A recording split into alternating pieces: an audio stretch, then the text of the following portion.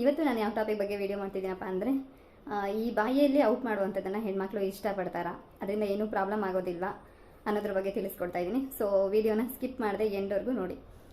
Video start ಮಾಡೋಕ್ಕಿಂತ ಮುಂಚೆ ಇನ್ನೂ ಯಾರೆಲ್ಲ ಹೊಸಬರು ನನ್ನ ಚಾನಲ್ನ ಸಬ್ಸ್ಕ್ರೈಬ್ ಮಾಡದೆ ನೋಡ್ತಿದ್ದೀರಿ, ದಯವಿಟ್ಟು ಸಬ್ಸ್ಕ್ರೈಬ್ ಮಾಡ್ಕೊಳ್ಳಿ. ಹಾಗೆ ಪಕ್ಕದಲ್ಲೇ ಇರುವಂತಹ ಬೆಲ್ ಐಕನ್ ಪ್ರೆಸ್ ಮಾಡೋದನ್ನು ಸಹ ಮರಿಬೇಡಿ. ಓಕೆ, ವಿಡಿಯೋ ಸ್ಟಾರ್ಟ್ ಮಾಡೋಣ. ಬಾಯಿಯಲ್ಲಿ ಔಟ್ ಮಾಡೋದನ್ನು ಹೆಣ್ಮಕ್ಳು ಇಷ್ಟಪಡ್ತಾರಾ? ನನಗೆ ಗೊತ್ತಿರೋ ಪ್ರಕಾರ ಒಂದು 100% ಅಂತ ತಗೊಂಡ್ರೆ 100%ಅಲ್ಲಿ ಒಂದು 10 to 15% ಅಷ್ಟೇ ಹೆಣ್ಮಕ್ಳು ಈ ಬಾಯಿಯಲ್ಲಿ ಔಟ್ ಮಾಡೋದನ್ನ ಇಷ್ಟಪಡ್ತಾರೆ. ಕಾಮನ್ ಆಗಿ ಬರ್ತಿರೋ ಕ್ವಶನ್ ಏನಪ್ಪಾ ಅಂದರೆ, ಓರಲ್ ಸೆಕ್ಸ್ ಮಾಡುವಂಥ ಟೈಮಲ್ಲಿ ಇನ್ ಕೇಸ್ ಆ ಪುರುಷನಿಗೆ ಯಾವುದೇ ರೀತಿ ಸೆಕ್ಷುವಲ್ ಇನ್ಫೆಕ್ಷನ್ಸ್ ಇಲ್ಲ, ಔಟ್ ಮಾಡಿದ್ರೆ ವೀರ್ಯನ ಏನಾದರೂ ಹೊಟ್ಟೆ ಒಳಗಡೆ ಹೋದರೆ ಪ್ರೆಗ್ನೆಂಟ್ ಆಗುವಂಥ ಚಾನ್ಸಸ್ ಇರುತ್ತಾ ಅಂತ.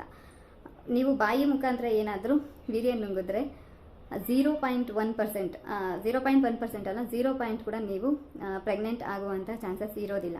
ಯಾಕಪ್ಪ ಅಂದರೆ ನೀವು ಏನು ಆ ವೀರ್ಯ ನುಂಗಿದಾಗ ಹೊಟ್ಟೆಯಲ್ಲಿ ಯಾವ ರೀತಿ ಫುಡ್ ಡೈಜೆಷನ್ ಆಗುತ್ತೆ, ಸೊ ಅದೇ ರೀತಿಯಾಗಿ ಮೋಷನಲ್ಲಿ ಹೊರಗಡೆ ಬರುತ್ತೆ ಹೊರತು ನೀವು ಪ್ರೆಗ್ನೆಂಟ್ ಆಗುವಂತಹ ಚಾನ್ಸಸ್ ಇರೋದಿಲ್ಲ. ಸೊ ಅದ್ರ ಬಗ್ಗೆ ಭಯ ಬೇಡ.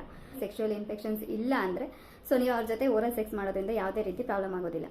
ಬಟ್ ಇನ್ ಕೇಸ್ ಆತನಿಗೆ ಏನಾದರೂ ಸೆಕ್ಷುವಲ್ ಪ್ರಾಬ್ಲಮ್ ಇದ್ದು ನೀವೇನಾದರೂ ಓರಲ್ ಸೆಕ್ಸ್ ಮಾಡಿದ್ರಿ, ಓರಲ್ ಸೆಕ್ಸ್ ಮಾಡುವಂಥ ಟೈಮಲ್ಲಿ ನೀವು ಔಟ್ ಮಾಡಿದಾಗ ನಿಮ್ಮ ಬಾಯಿಯಲ್ಲಿ ವೀರ್ಯ ಸ್ಪರ್ಮ್ ಅಂತ ಏನು ಹೇಳ್ತೀವಿ ಇಂಗ್ಲೀಷಲ್ಲಿ, ಸೊ ಅದೇನಾದರೂ ಬಾಯಿ ಒಳಗಡೆ ಹೋದರೆ ಆತನಿಗೆ ಇನ್ಫೆಕ್ಷನ್ಸ್ ಇದ್ದರೆ ನಿಮಗೂ ಇನ್ಫೆಕ್ಷನ್ಸ್ ಆಗುವಂಥ ಚಾನ್ಸಸ್ ತುಂಬ ಇರುತ್ತೆ.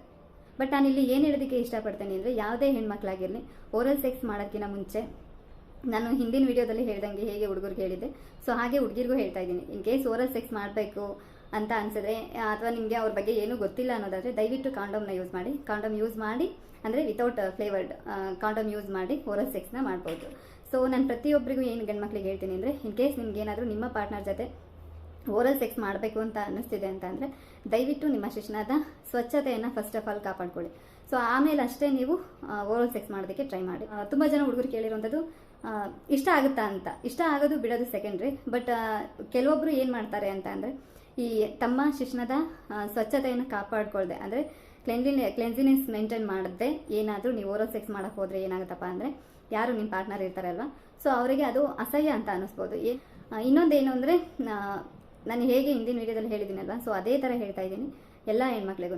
ನಿಮಗೆ ಆ ಪುರುಷನ ಬಗ್ಗೆ ಏನು ಗೊತ್ತಿಲ್ಲ ಅಂದರೆ ದಯವಿಟ್ಟು ಓರಲ್ ಸೆಕ್ಸ್ ಮಾಡಲಿಕ್ಕೆ ಹೋಗಬೇಡಿ. ಯಾಕಪ್ಪ ಅಂದರೆ ಹೆಲ್ತ್ ಅಂತೂ ಚೆನ್ನಾಗಿದ್ದರೆ ಏನು ಬೇಕಾದರೂ ಮಾಡ್ಬೋದು. ನಾನು ಇದು ಬರೀ ಹುಡುಗಿಯರಿಗೆ ಅಂತಲೂ ಹೇಳ್ತಾ ಇಲ್ಲ, ಹುಡುಗರಿಗೂ ಅಷ್ಟೇ. ನೀವು ಓರಲ್ ಸೆಕ್ಸ್ ಮಾಡುವಂಥ ಹುಡುಗಿಯರಿಗೆ ಏನಾದರೂ ಇನ್ಫೆಕ್ಷನ್ಸ್ ಇದ್ದರೆ, ಸೆಕ್ಷುವಲ್ ಇನ್ಫೆಕ್ಷನ್ಸ್ ಇದ್ದು ಅವ್ರ ಬಾಯಲ್ಲಿ ಏನಾದರೂ ಹುಣ್ಣು ಆಗಿದ್ದು ಅದರಿಂದ ಏನಾದರೂ ಬ್ಲೀಡಿಂಗ್ ಆಗ್ತಾ ಇದ್ದರೆ ನಿಮಗೂ ಸಹ ಅದು ಇನ್ಫೆಕ್ಷನ್ಸ್ ಆಗುವಂಥ ಚಾನ್ಸಸ್ ಇರುತ್ತೆ. ಸೊ ಕ್ವಶನ್ಗಳಿಗೆ ಆನ್ಸರ್ ಸಿಕ್ತು ಅಂತ ಅನ್ಕೋತೀನಿ. ಆನ್ಸರ್ ಸಿಕ್ಕಿ ಈ ವಿಡಿಯೋ ಇಷ್ಟ ಆಗಿದೆ ದಯವಿಟ್ಟು ಲೈಕ್ ಮಾಡಿ, ಶೇರ್ ಮಾಡಿ, ಹಾಗೆ ಸಬ್ಸ್ಕ್ರೈಬ್ ಮಾಡೋದನ್ನು ಮರಿಬೇಡಿ.